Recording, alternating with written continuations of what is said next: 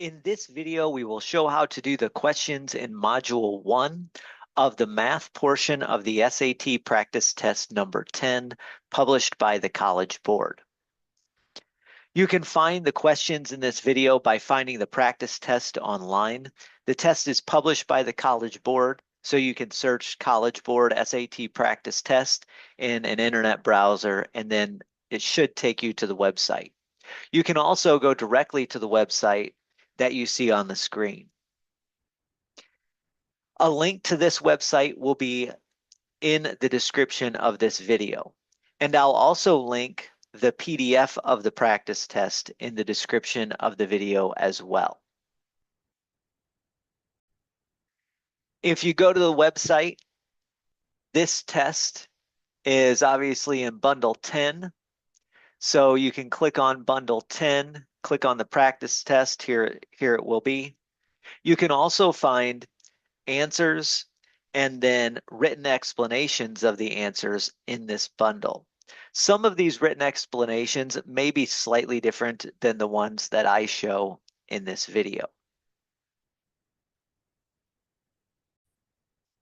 Once you download the practice test, it will look like this. It starts out with a reading and writing module, in fact, 2 reading and writing modules.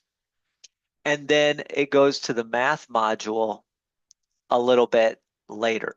The math module starts on page 30, at least module 1 does. And there you'll see that the first page has a formula and a fact sheet. The second page tells you how to format your answers. And then the questions start. So let's go ahead and do these problems.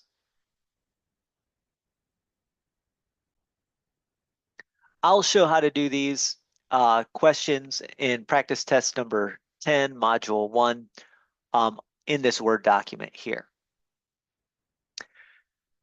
Question 1, the line graph shows the percent of cars for sale at a used car lot on a given day by model year.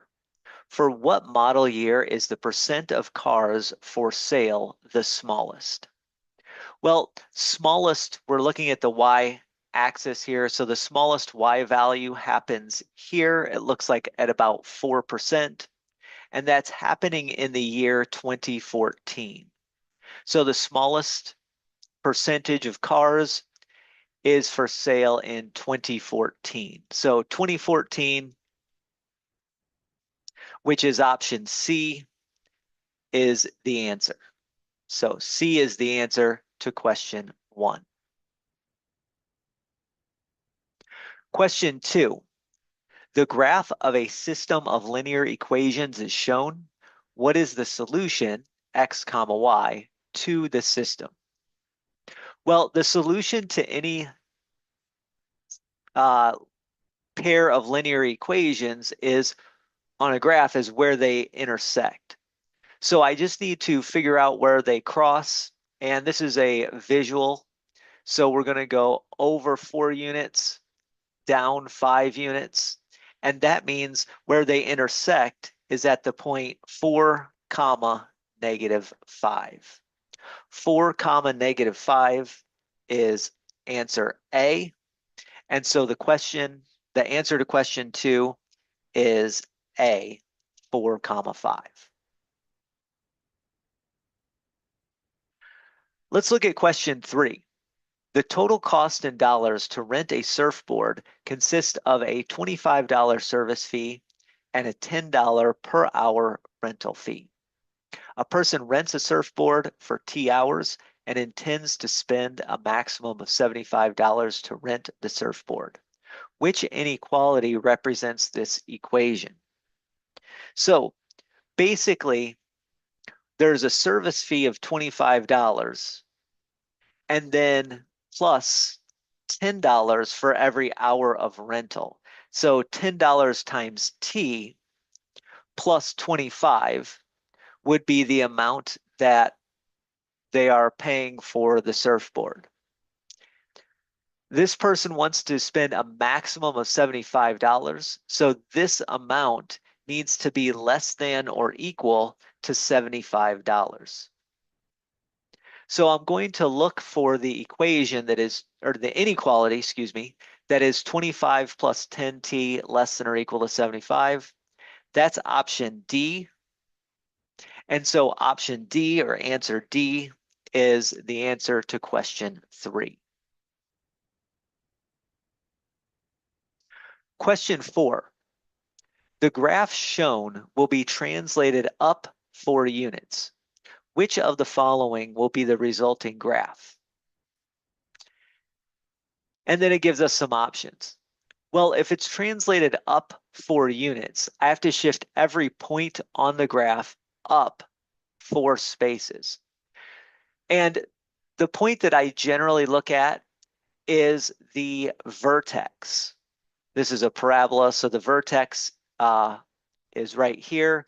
With this parabola, it's the lowest point.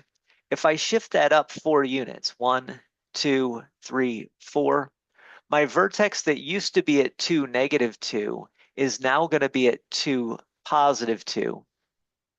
And then obviously we're going to get the parabola pointing up in both directions.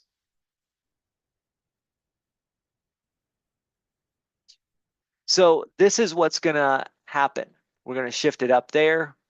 It's going to be pointing up. And so now I just have to look at which option matches that. I'm going to clear my drawings there. The option that matches that has vertex at 2, 2 and pointing up is option A. So A is the correct answer to problem 4. So problem 4 has answer A.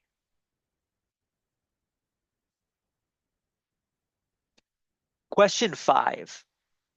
The equation gives the speed s in miles per hour of a certain car t seconds after it began to accelerate.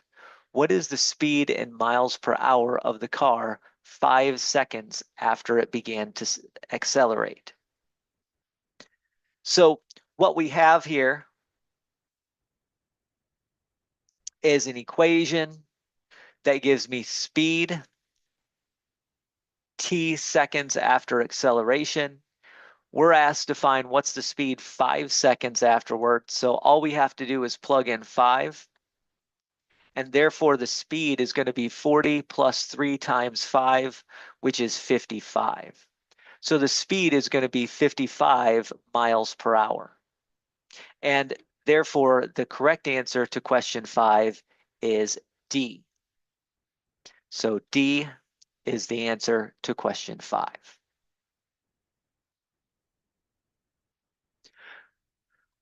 Question 6. The function f is defined by f of x is equal to x squared plus x plus 71.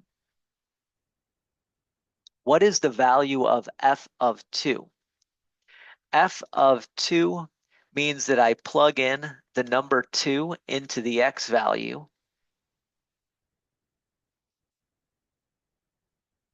When I do that, I get 4, 2 squared plus 2 plus 71. 2 squared is 4, plus 2 is 6, plus 71 becomes 77. And so my answer to question 6 is that f of 2 is equal to 77. So we would just write 77 in that case.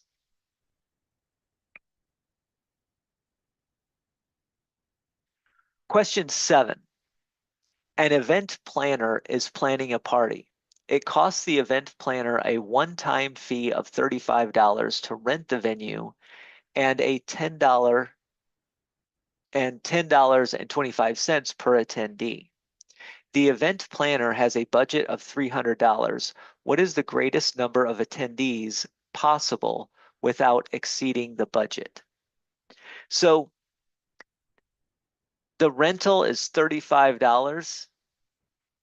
And then we have to spend $10.25 per attendee. I'll call A the number of attendees. And this has to be less than or equal to $300 because we have a budget of $300. So what would happen is we would start by subtracting 35 from both sides. When I do that, the inequality does not change. We get 10.25 times A is equal to 265. And then I would divide both sides by that positive 10.25. If I do that on the left, I get A. Dividing by a positive does not change my sign. Dividing on the right-hand side by 10.25 gives me 25.85. Now, this is a decimal, and we have to understand what we're asking for here. This is how many attendees possible. What's the greatest number of attendees possible? If we have 26 people at the party, then we've spent too much. We've spent over 300. But if we have 25 people at the party, attendees, then we've spent less than 300. So basically, what we would say is 25 attendees is the maximum, right? The greatest number of attendees is 25 attendees.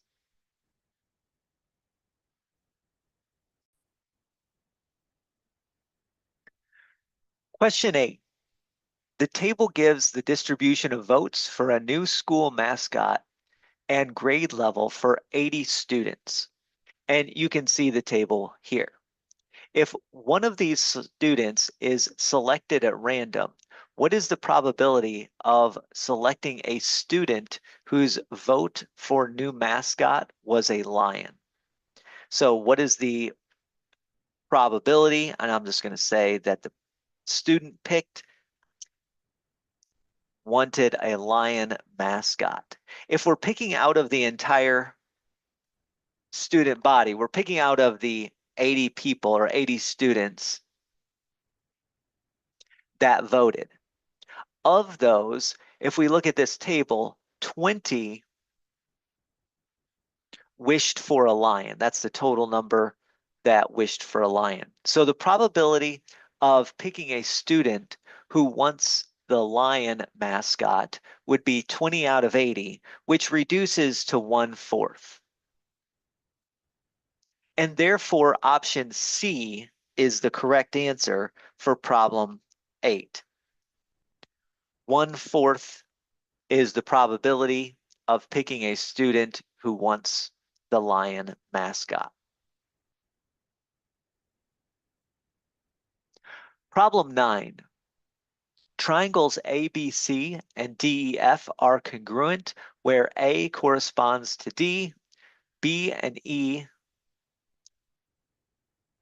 where A corresponds to D and B and E are right angles. The measure of angle A is 18 degrees. What is the measure of angle F? So I'm going to draw these two triangles really quickly, and then I'm going to dump that picture in this Word document.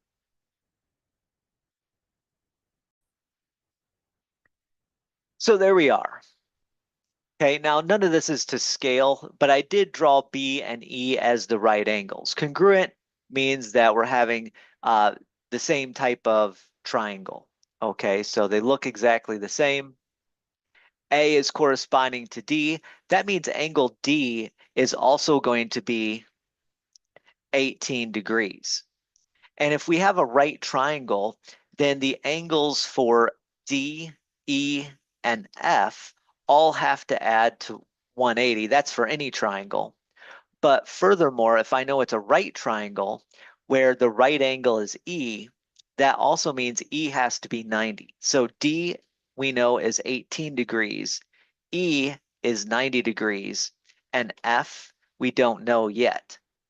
But we can solve by this formula. Basically, I'd add 18 plus 90. That would give me 108. Subtract 108 from both sides. let me write steps. And that would tell me that angle F is equal to 72 degrees.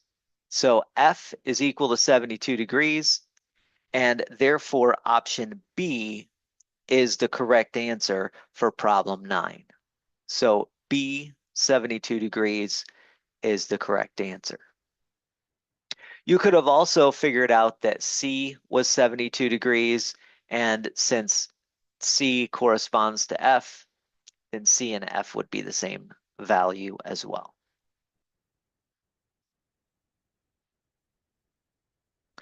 Question 10.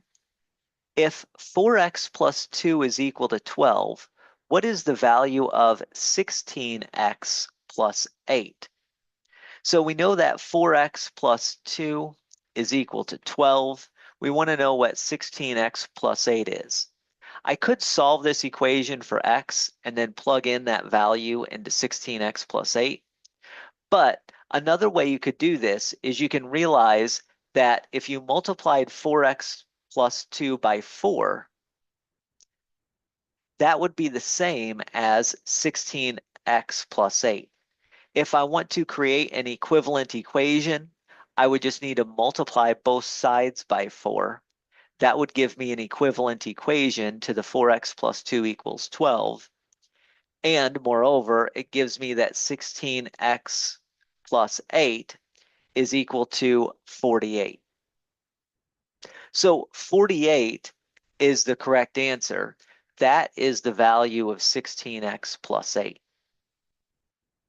Again, if you wanted to, you could have solved for x and then plug that x value back in.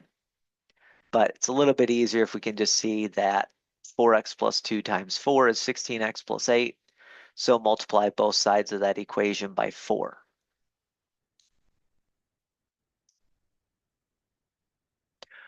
Question 11. Which expression is equivalent to m to the fourth, q to the fourth, z to the negative 1 times m times q to the fifth times z to the third? So this is exponent rules. When we multiply m to the fourth times m, we get m to the exponent of 4 plus 1. Q to the fourth times q to the fifth, we'd get q to the 4 plus 5. And then z to the negative 1 times z to the third is z to the negative 1 plus 3. So when that's all said and done, we get m to the fifth, q to the ninth, and z squared, all being multiplied times each other. So m to the fifth times q to the ninth times z squared. I look that up, that's option B.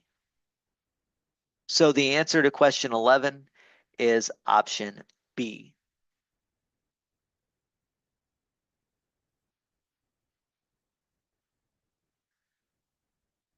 Question 12. An airplane descends from an altitude of 9,500 feet to 5,000 feet at a constant rate of 400 feet per minute. So if we're descending at a constant rate, we're moving down in a linear fashion.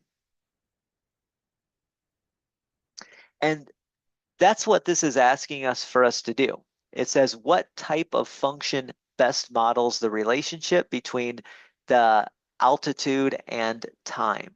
So as time is increasing, the altitude is going down at a constant rate. So that means we have a decreasing linear function that is modeling the airplane's altitude versus time. So decreasing linear, that's option B. So B is the answer to question 12.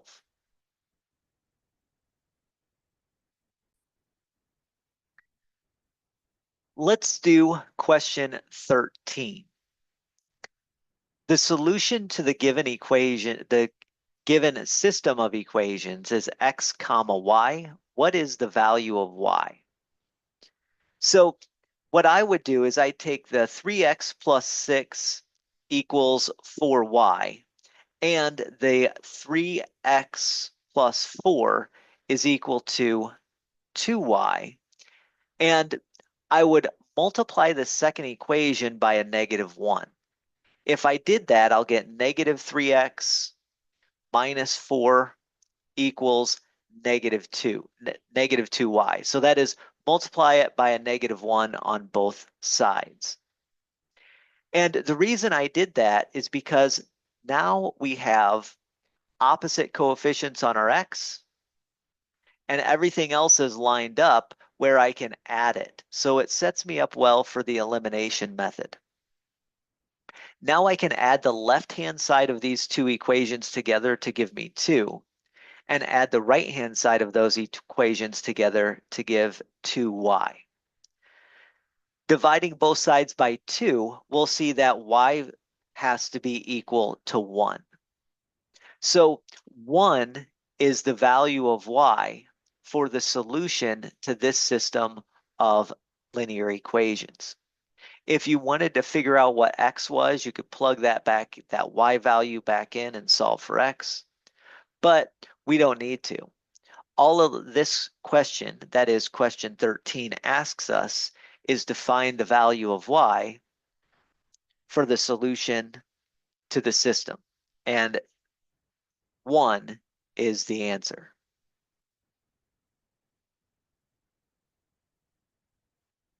Question 14. The function f is defined by f of x is equal to x minus 6 times x minus 2 times x plus 6. In the xy plane, the graph of y equals g of x is the result of translating the graph y equals f of x up 4 units. What is the value of g of 0? So basically what's happening here, g of x is the same thing as f of x plus 4, because that would be the result of translating the graph up 4 units. And so all I have to do is, all I have to do to find g of 0 is to plug 0 into f and then add 4. When we do that, 0 minus 6 times 0 minus 2 times 0 plus 6, and then add 4. I'm going to simplify that. That's going to be a negative 6 times negative 2 times positive 6 plus 4. When we do all that, this first piece gives me 72, and then I add 4, and therefore g of 0 is equal to 76. So 72 plus 4 gives me a 76. And that's it. That's the answer to question 14.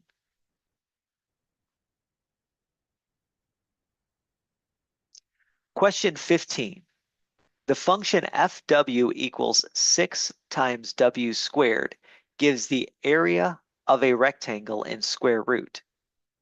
If its width w feet and its length is 6 times the width, which of the following is the best interpretation of f of 14 is equal to 1,176. So w is the width, that's the input. So this is saying that 14 I should say feet, is the width of one of the sides of the rectangle. And since it gives me out 1,176, and we know that the output gives the area of the rectangle, this means that when the width is 14 feet, then 1,176 is the area. Now, 1,176 would be in square feet,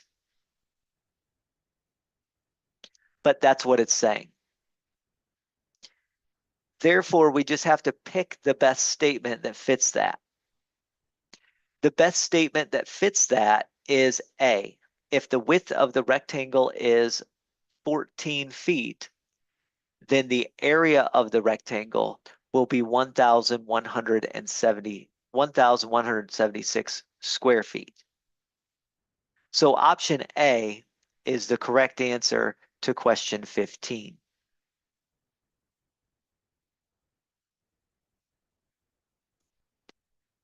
Question 16. The number of bacteria in a liquid medium doubles every day. There are 44,000 bacteria in the liquid medium at the start of an observation. Which of the following represents the number of bacteria Y in the liquid medium T days after the start of the observation? Well, if it's doubling every day, then anytime T increases by 1, that's a multiplication by 2.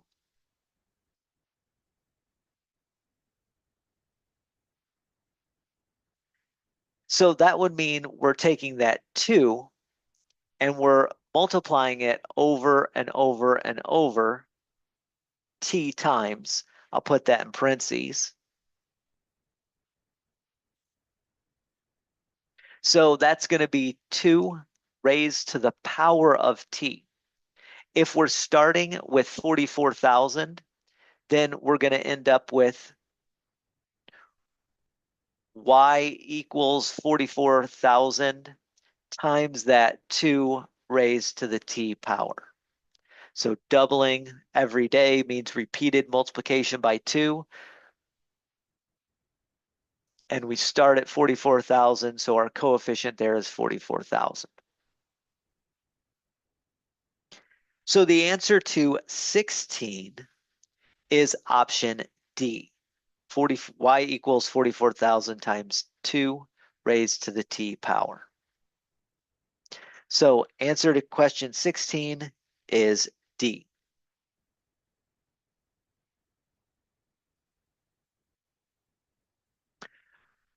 Question 17. The table shows the exponential relationship between the number of years X since Hannah started training in the pole vault and the estimated height H of X in meters of her best pole vault for that year. Which of the following functions best represents this relationship where X is less than or equal to 4? So if it's exponential, we're looking at the height to be some A multiplied times B raised to the X power. So we need to figure out what the A and the B are. That's our goal. Now we know that when we plug in 0, we should get a 1.23 out. So I get a 1.23 out when the X value is 0. But B to the 0 power is going to be just 1. So I'm just going to get A times 1 on the right-hand side when I plug in 0, which is just A. So 1.23 is the value of A. So I know my exponential function is going to look like H of X is equal to 1.23 multiplied times B to the X power.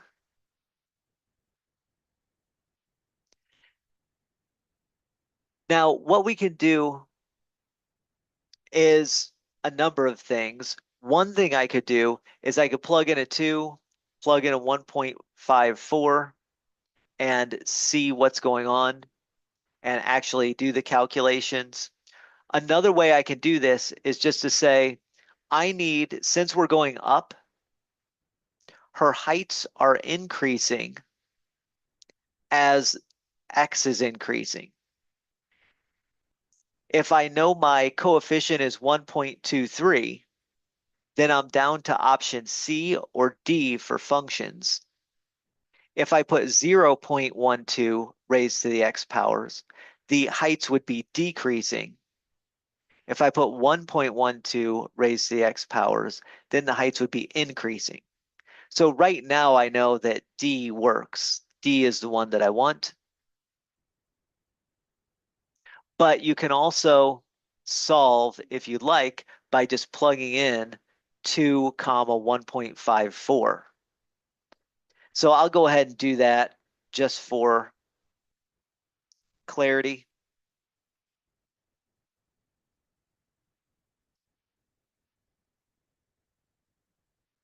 So we'd be solving this equation for B. If I take 1.54 divided by 1.23, I get a little above 1.25, and then I take the square root of that to solve for B.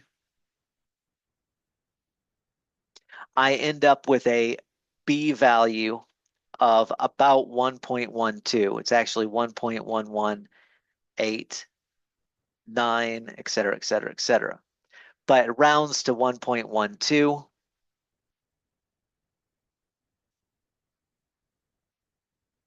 So B is about 1.12. And that means my actual function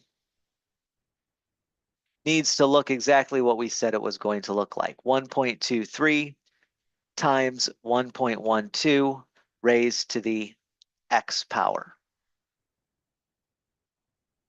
And that's option D.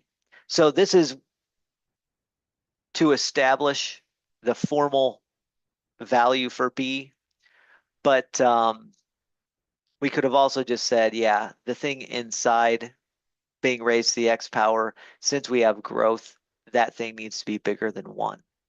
So we could have said D a little bit earlier than this if we wanted to.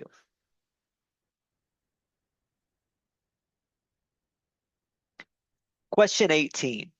The function h is defined by h of x is equal to 4x plus 28.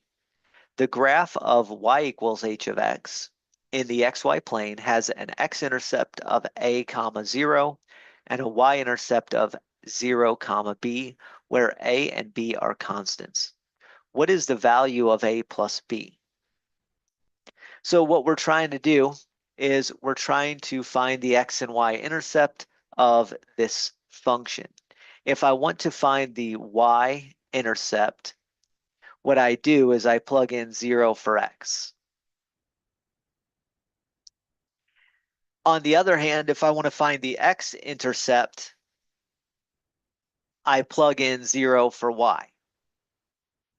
So if I wanted to find the y-intercept, I'd say h of 0 is equal to what? Well, it's going to be 4 times 0 plus 28, which is just 28. So h of 0 is equal to 28. And that means that the y-intercept is the point 0 comma 28. That's my y-intercept. I do a very similar thing for my x-intercept. I plug in 0 for y. Y is the output, so we get 0 is equal to 4x plus 28. When you solve that for x, you'd subtract 28 from both sides and then divide by 4. You'd end up with -7 as your x value. So the x-intercept is the point -7 comma 0. Now remember, we're trying to find the value of a plus b, and therefore we're trying to find 28 plus -7. actually, let me do it this way. A plus B is equal to 28 plus -7. So A plus B is equal to 21. Therefore, 21 is the answer, and that is multiple choice option A. So A is the correct answer to problem 18.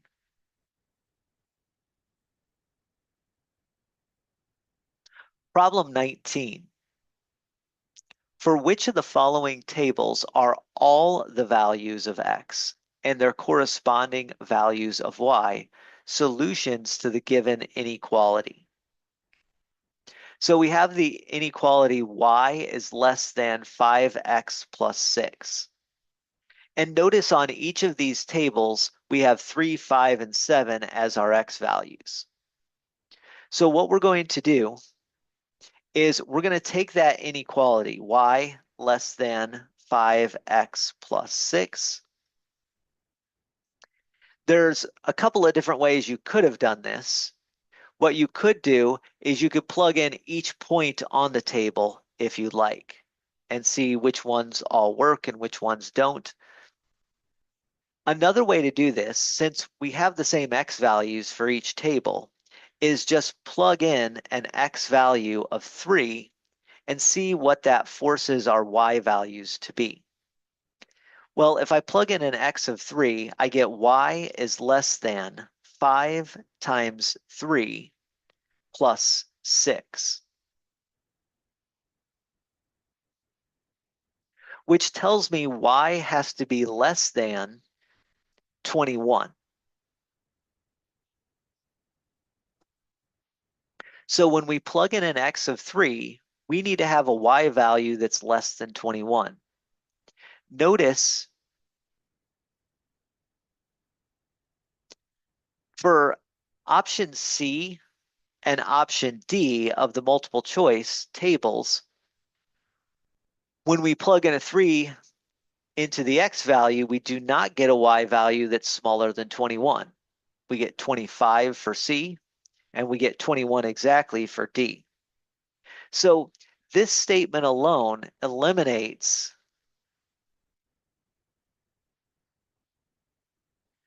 the table options C and D, because those y values aren't smaller than 21 for the corresponding x value of 3. So then we move on to the next x value, x equals 5. When we do that, we get y is less than 5 times 5 plus 6.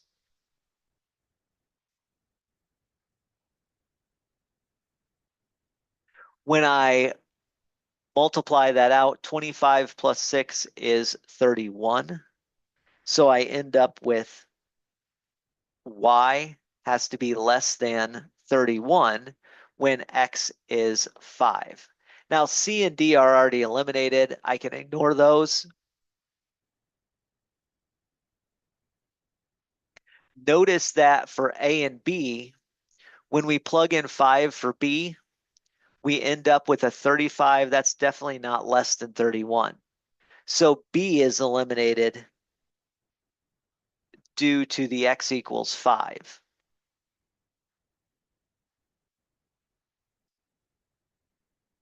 So that eliminates option B.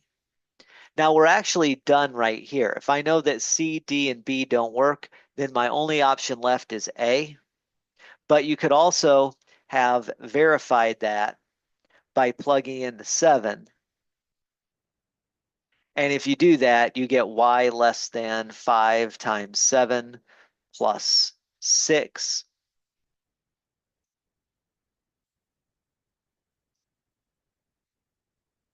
So y is less than 41. And notice that in all 3 of these cases, when x is 3, y was less than 21. When x was 5, y was less than 31. when x was 7, y is less than 41. So option A works for all of them.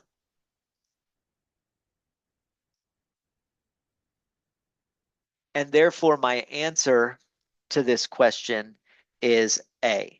So the answer to question 19 is A.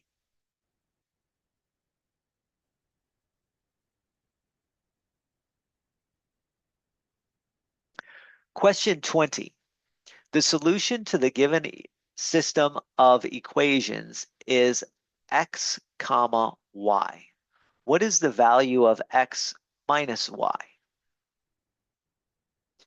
So here we have y equals 4x plus 1 and 4y equals 15x minus 8. And we want to solve that system of linear equations. Once again, I'll use elimination. In order to use elimination, I'll take the first equation and multiply it on both sides by a -4. So -4 times y. When I multiply the right-hand side by a -4, I get -16x minus 4. So that's what I get when I multiply -4 times both sides of the first equation.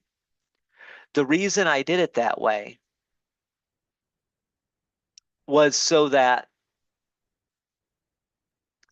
I get opposite coefficients on the y values, and the elimination method wants opposite coefficients so that when I add up both sides of the equations, they eliminate one of the variables, which we do here. So as you can see, the left-hand side, when I add those two up, they're going to give me 0. We've lined up everything else, lined up the equals, lined up the x values, lined up the constants. -16x plus 15x gives me -1x. -4 minus 8 is a -12. When I add x to both sides, I get that x is equal to -12. Now that I know x is equal to -12, I can find the corresponding y value by plugging it into this y equals 4x plus 1 equation. I could have also plugged it into the other equation, but it's a little bit easier with the first equation. So we're going to get y is equal to 4 times -12 plus 1. 4 times -12 is a -48, plus 1 is 47. Oh, I'm sorry, -47, excuse me. So we get -12 as the x value of the solution and -47 as the y value of the solution. Now, the question asks me, what is the value of x minus y? So x minus y is a -12 minus a -47. Subtracting a negative means I'm adding 47. And -12 plus 47 is 35. So the answer to question 20 is 35.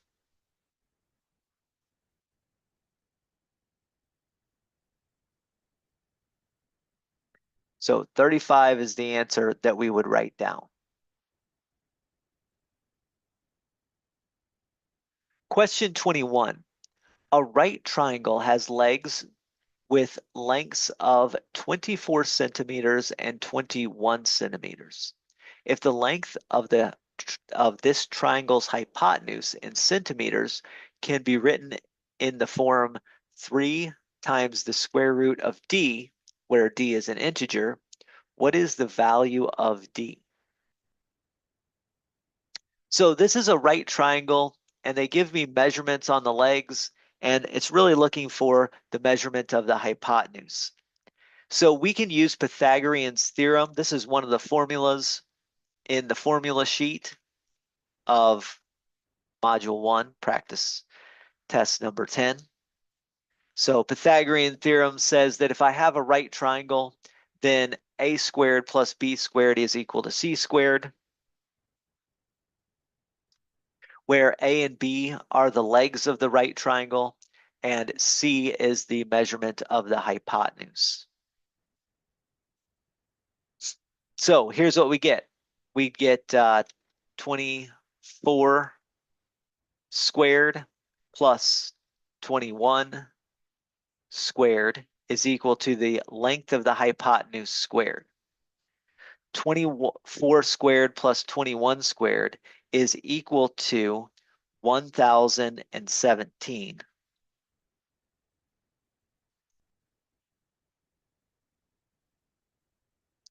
And so C, the length of the hypotenuse, since it has to be a positive, is going to be the positive square root of 1,017.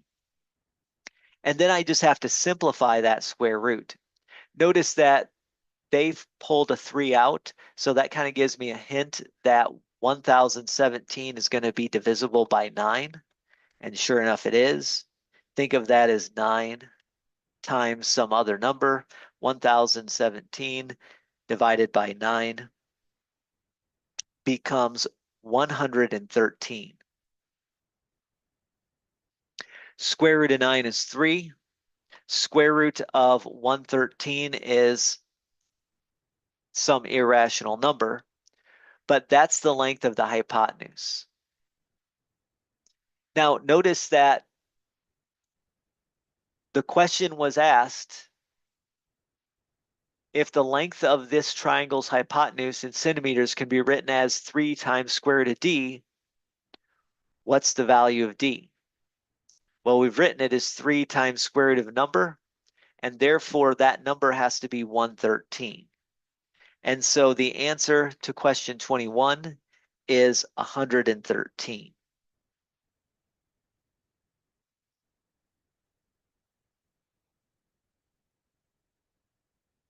#22. The floor of a ballroom has an area of 600 square meters.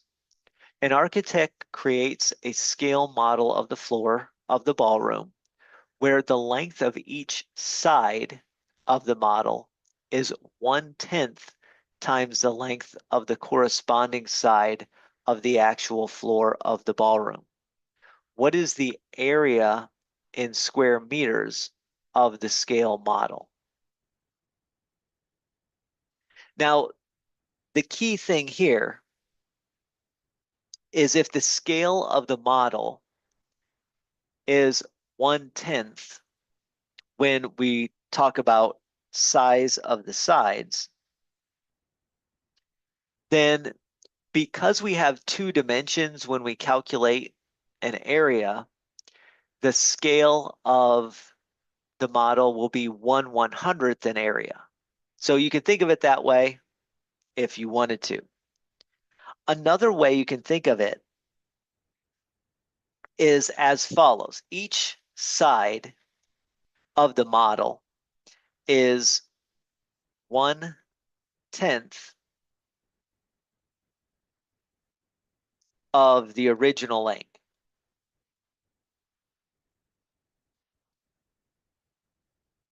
All right, so each side is 1/10 of the original lengths.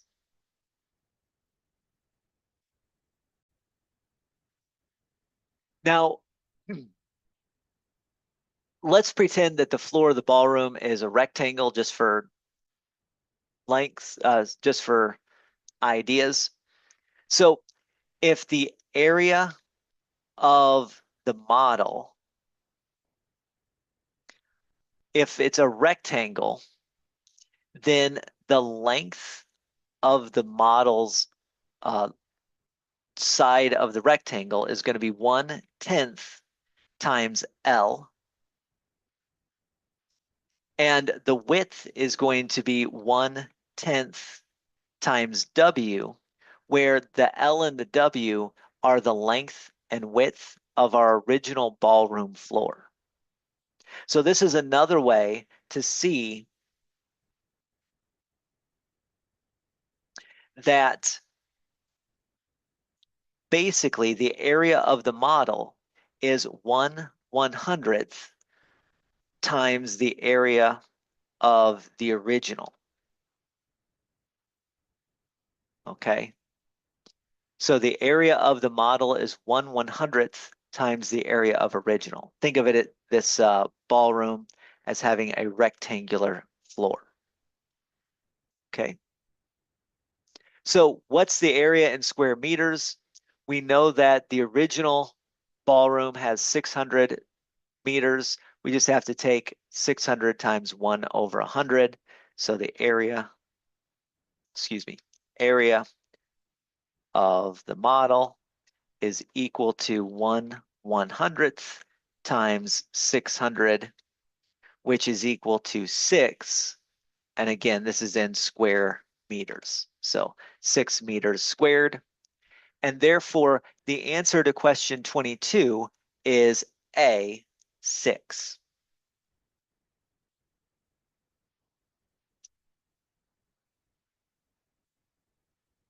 So that's one way to think of that.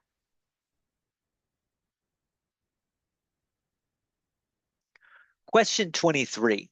Which of the following equations represents a circle in the xy plane that intersects the y-axis at exactly 1 point?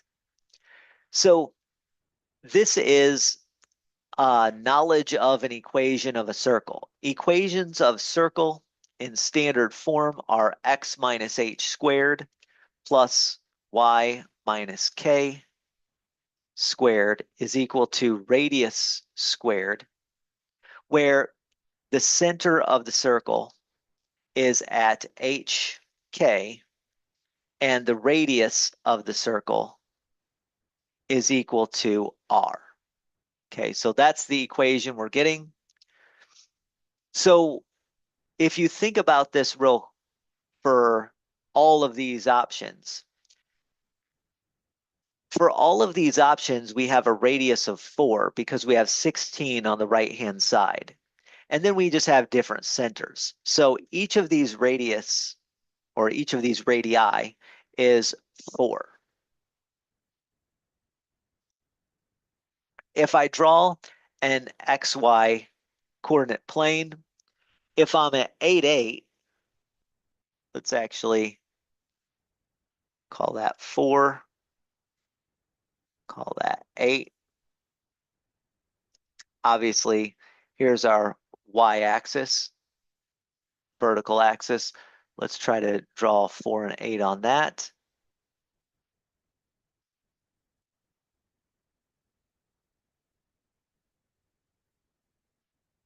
So if the center is at 8, 8, and our radius is 4, then we're going to go down here, over there. Our circle is not going to touch any axis. Okay. So A is not going to work.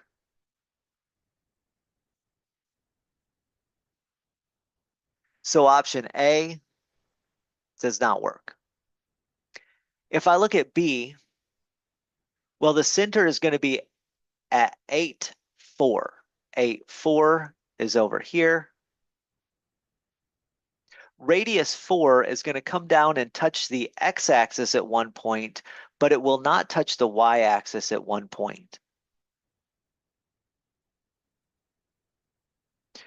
And we're looking for one that intersects the y-axis at 1 point. So B does not work either. Although it touches the x-axis, it does not touch the y-axis. So B does not work. Now we go to 4, 9. 4, 9 is some point right up here. Radius 4 will move over and touch the y-axis, means that the circle will touch the y-axis at one exact point right there. And so option C is the one that's going to intersect the y-axis at exactly 1 point. So C is the correct option. Now, just for the completeness sake, if we're looking at option D, that's at 0, 9. And if we have a center at 0, 9, with radius 4, then it's going to cross this y-axis in two different spots, one above and one below. So D is not going to work at either, and we saw that C did work. So basically, based on our knowledge of how circles work, we can see that C is our only option that touches the y-axis at exactly 1 point. So C is the answer to question 23.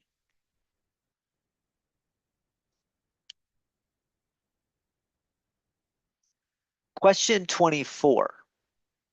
In triangles ABC and DEF, angles B and E each have measure 27 degrees, and angles C and F each have measure 41 degrees. What additional piece of information is sufficient to determine whether triangle ABC is congruent to triangle DEF? So we need to know the word congruent. Congruent means same side lengths and same angles. So it is similar triangles with same side lengths. Well, if I know B and E have the same angles, C and F have the same angles, then it turns out because A and D have the property, well, let me just say it this way. If I talk about angle A plus angle B plus angle C, they have to add up to 180. So if we know B and C, if I know B is 27 and C is 41, then I can find A. Now, it's not important that we find A, but what I want to point out is that this is the same equation if I did D plus E plus F. So A and D are going to both be the same angles, is all I'm saying. So knowing that two angles are equal means that the third angle also has to be equal. So A is equal to B, A is equal to D. And so we know that they all have the same angles already. The only thing that's missing is the side lengths. If I know that we all have the same angles, that all of our angles are the same, then congruent would mean that all of the side lengths and the angles are the same. But if only one pair of sides has the same side lengths, then the angles will force the other pairs of sides to have the same side lengths as well. So all we need to do is confirm that the lengths of side BC and EF are the same. And therefore, if I know C, if I know the lengths of sides BC and EF, then I will know whether these two triangles are congruent because I know that they have the same angles. If any matching pair of sides are equal, then I'll know they're congruent. If a matching pair of sides are unequal, then I'll know that they're not congruent. They're similar but not congruent. Again, we're looking for matching pairs of sides to be equal. And BC and EF match if you look at the angles that they're on. So as long as we know C, we know if they're congruent or not. And that's the answer to 24. If the side lengths of BC and EF are known, then we know if the triangles are congruent or not. Question 25. The result of increasing the quantity X by 1,800% is 684. What is the value of X? So increasing by a percent means multiplying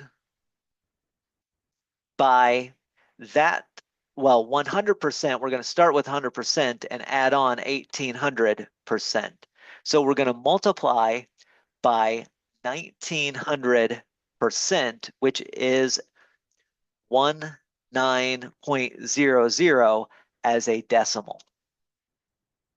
Okay. So if I increase the quantity X by 1800%, that's taking the X value and multiplying it by 19.00, which is just 19, and getting out 684. So 19 times X is equal to 684. Dividing both sides by 19 gives me an X value, which is 36. So 36 is the appropriate X value, and that is answer D. So D is the answer to question 25. Question 26. A window repair specialist charges $220 for the first 2 hours of repair, plus an hourly fee for each additional hour. The total cost for 5 hours of repair is $400. Which function f gives the total cost in dollars for x hours of repair, where x is greater than or equal to 2? Now, the first thing we need to notice is that $220 includes the first 2 hours of repair, and then we're going to tack on an hourly fee for each additional hours. So I'm going to introduce a new variable called z, and this is going to be the additional hours, the ones past 2. And then the cost is pretty straightforward. For the first 2 hours, it's 220, plus I'm going to get some hourly fee, which I'll call M, because that's like a slope, times the number of additional hours beyond the first 2.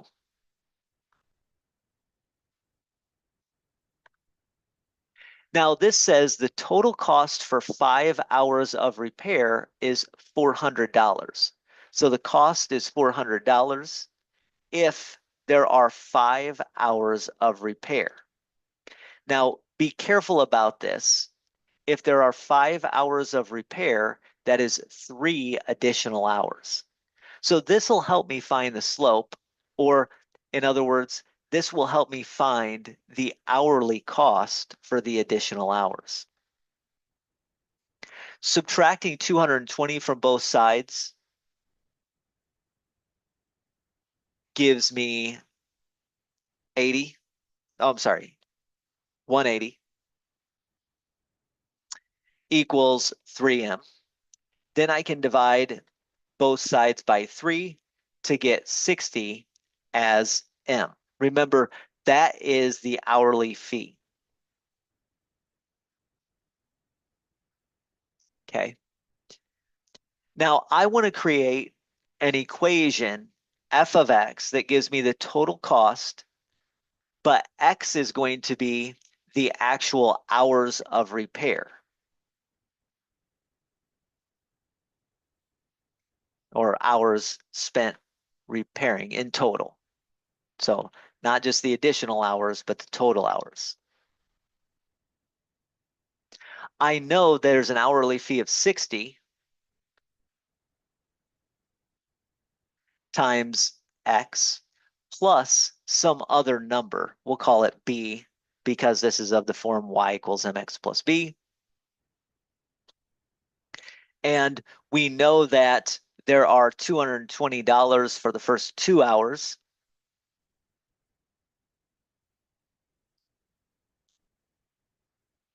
And therefore, B is going to be given to me by taking 220 and subtracting 120.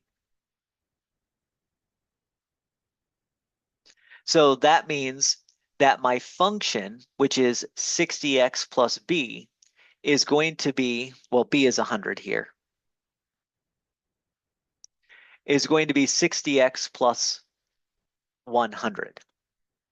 So f of x is equal to 60x plus 100 is actually the equation that we want. X is total number of hours worked. If you wanted to do additional hours of work, we could do 60x plus z, or excuse me, 60 times z plus 220, but we're dealing with total hours, it's going to be f of x is equal to 60x plus 100. And that is option A. So the answer to question 26 is A, f of x is equal to 60x plus 100.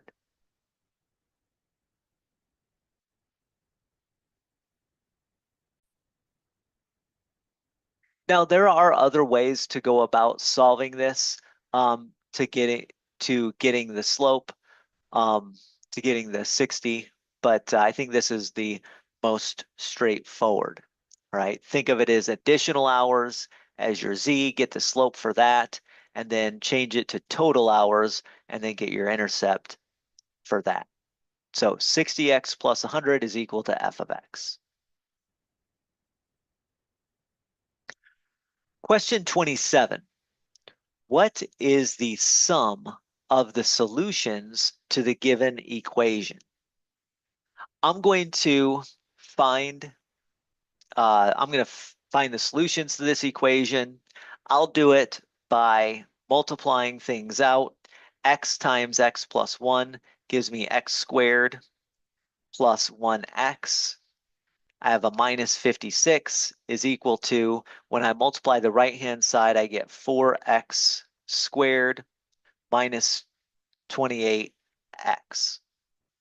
Now, I need to get one side equal to 0 if I want to solve this quadratic equation. So I'll subtract 4x squared from both sides. That will give me negative 3x squared on the left, and there'll be no x squared term on the right.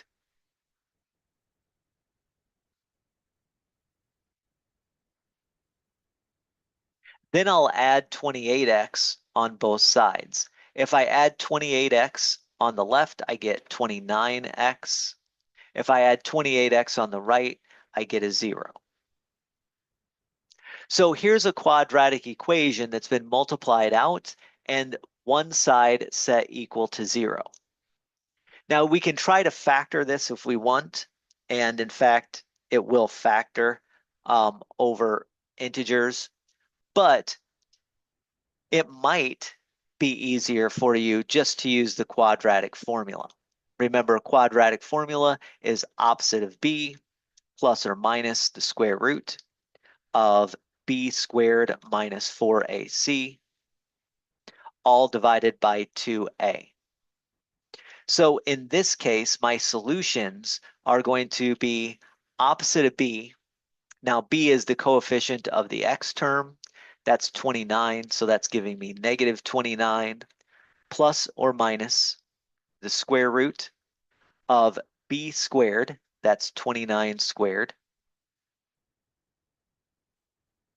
minus 4 times a. A is the coefficient of x squared, so negative 3 in this case, times c, which is negative 56 in this case. C is your constant. And that's all going to be divided by 2 times negative 3. So those are my two options. And there's a lot of different ways that you can see this. Interestingly enough, so we're going to get negative 29 plus or minus. I will simplify this square root. Underneath the square root, it simplifies to 169. And then we have a negative 6 there. Now, if you wanted to, you could keep simplifying and getting the answers, but it turns out since these answers are just plus or minus this value, when you add these two things, when you add the two answers together, what you'd get is negative 29 over negative 6 plus another negative 29 over negative 6. So you'd get double negative 29 over negative 6, which would be 29 over 3. So hopefully that makes sense. You'd end up with 2 copies of 29 over 6. That's what I'm trying to get out, or negative 29 over negative 6, which is equal to 29 over 3. So that's going to be your answer, 29 over 3. If you wanted to work this out fully, that is perfectly fine too. What you would do is you notice that the square root of 169 is 13, so you get negative 29 plus 13 divided by negative 6 as one answer. And then x equals negative 29 minus 13, all divided by negative 6 as your other answer. So that's an option as well. And when you add these, you can see that the 13s are gonna, the plus 13 and the minus 13 are gonna cancel out. And you'll get negative 29 over negative 6 plus another copy of negative 29 over negative 6.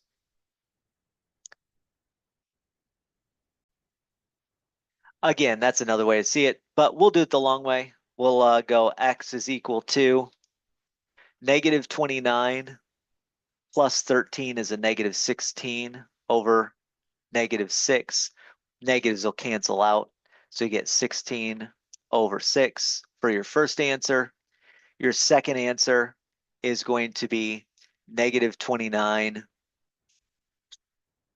minus 13, which is a negative 42 over negative 6. Again, negative over negative gives me a positive.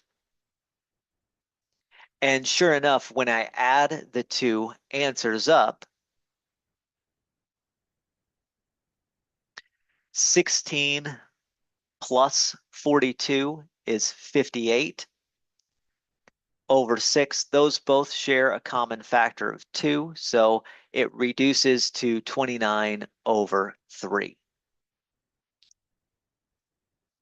And 29 over 3 would be the final answer to question 27. Again, we could have come up with the 29 over 3 all the way up here, because we knew when we added those two things up, the square root of 169, the positive version and the negative version are going to cancel out when you add the two x values up. So 29 over 3 is the answer to question 27.